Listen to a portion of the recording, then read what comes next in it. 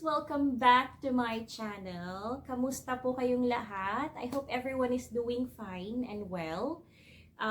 Thank you po pala sa 24 subscribers ko. Yay! Thank you everyone. I appreciate it. Sa bago pa po sa channel ko, my name is Jade and I'm from originally from the Philippines but living now in Pensacola, Florida. I got here through a K1 fiancé visa. Sa hindi pa po nakapag-subscribe ng channel ko, please like and please subscribe. Pakiclick na rin po yung bell button para po ma-notify kayo on my next video.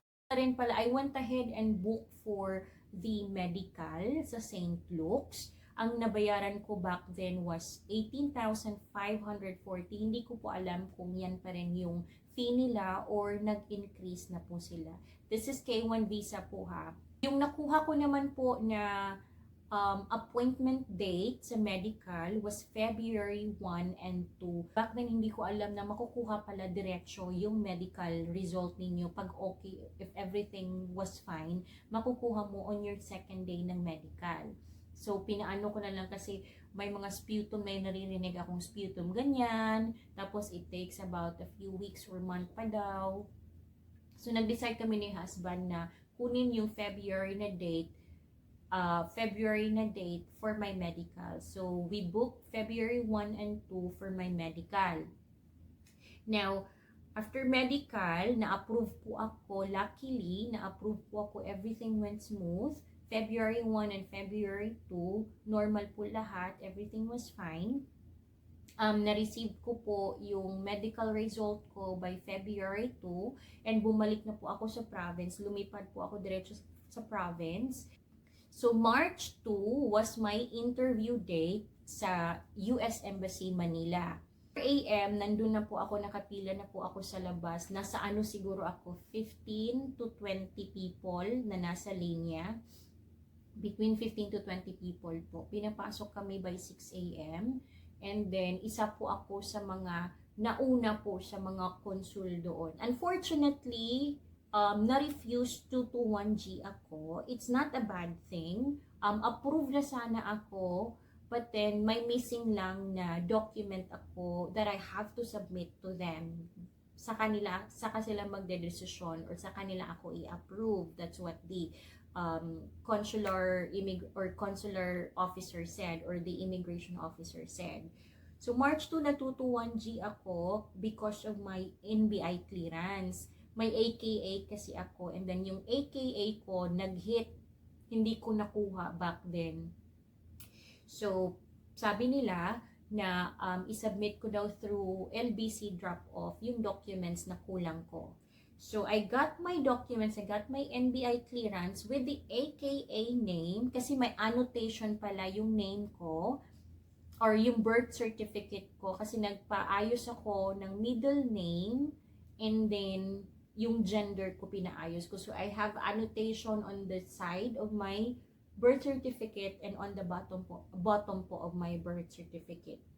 So, nung natanggap ko na yung NBI clearance ko, pinadala ko agad sa LBC drop-off. By March 20, 2023, natanggap po ni embassy yung letter na pinadala ko or yung NBI clearance ko. Nag-change po siya March 21, nag-change po yung update ng date and time po doon sa SEAC kasi makikita po ninyo kasi nung na-refuse ako, nakalagay doon sa SEAC is refuse. So, nung natanggap nila March 20 yung NBI clearance ko, by March 21, the day after, nag-change po yung date, nag-update po yung date. March 24, na-approve na po yung visa ko. Naka-approve na po yung nakalagay doon sa SEAC, which is, I'm so happy, I'm so glad.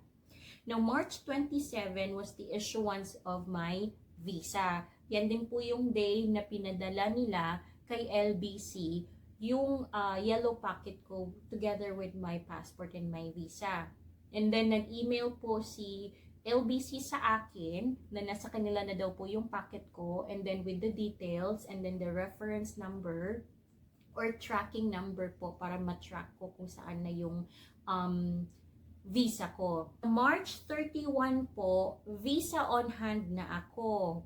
natanggap ko yung visa, ko doon sa bahay.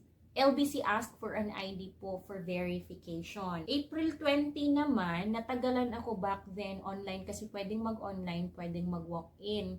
And since nasa province ako, ang CFO office po is nasa Manila, nasa Cebu, and then meron sa Davao, but that time, yung sa Davao po was still under remodeling or reconstruction, something like that. So, hindi sila available. So, Cebu and Manila lang. It took me a while. Ang tagal talaga bago ako nakakuha ng slot. Kasi 7 a.m. dati, 7 a.m. mag-o-open yung website nila. And only from 7 a.m., starting 7 a.m. ka lang pwedeng mag-book ng appointment. And then they only do that or they're only open or available from Mondays to Thursdays. So, ang tagal kong nakakuha ng slot. Until April 20, finally, nakakuha na po ako ng slot sa CFO. Nakapag-seminar na din po ako same day. Binigyan po nila ako ng schedule on the same day po. My seminar only took about an hour and a half. If I'm not mistaken, an hour and a half po yung seminar namin sa CFO. After that, I paid CFO fee, and then nung pumasa na, nung okay na, nabigyan na po ako ng certificate, same day pa rin po. And then June 28, eto na, lumipad na po ako ng United States of America. Dumating po ako dito sa US June 28. Si husband po lahat ng nag-book ng ticket ko, ng information. And then, sinundo niya po ako sa port of entry ko is Atlanta, Georgia. Sinundo niya po ako sa airport. And then, we stayed for the night kasi gabi po akong dumating sa Atlanta.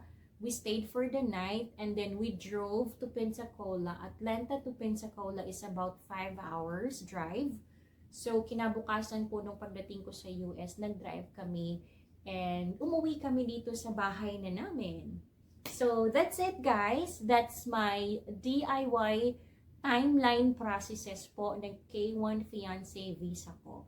So, i-insert ko na lang po siguro yung mga pictures, sample pictures ng NOAA 1, NOAA 2, NVC.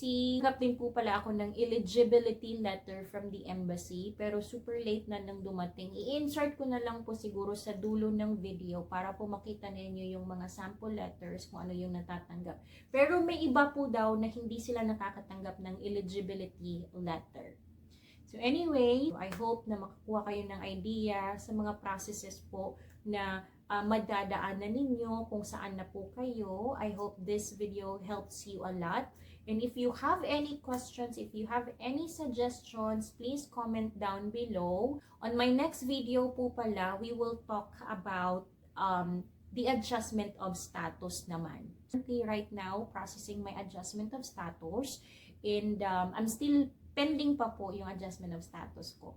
So, thank you so much po sa pagtambay. I hope this video helps you. If you know someone that is currently applying for a K1 visa or is going to apply for a K1 visa, please share this video para naman po may idea sila. Advice ko, well, if you can do it yourself po, makakasave kayo ng pera. Kasi, ano naman po sa agency, sabi nila, ikaw pa rin po yung gather ng documents. The only difference lang po ng agency, ng lawyer, saka sa DIY is that parang magbibigay sila sa inyo ng listahan kung ano po yung mga papers na kailangan ninyong isubmit sa kanila. Pag nag-gather na po nila, pag nakumpleto na nila, na-recheck na nila and so on, sila po yung magsasubmit doon sa kanila. But then I heard as well na this, I'm not too sure, okay? But I heard as well na kayo pa din po yung mag-a-apply ng or magbubook ng appointment ninyo sa embassy and the medical as well. I'm not so sure about it, but you can see for yourself.